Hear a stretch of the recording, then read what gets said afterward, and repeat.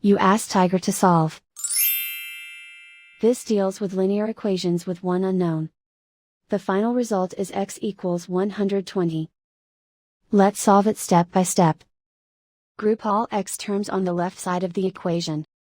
Subtract 6x from both sides. Group like terms. Simplify the arithmetic.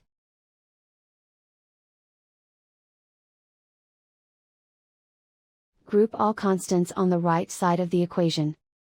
Subtract 120 from both sides.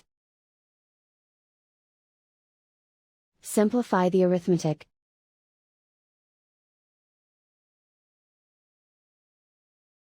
Convert the x into a positive number. Multiply both sides by -1.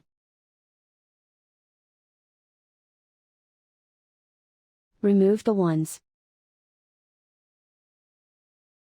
Simplify the arithmetic. And so the final result is x equals 120.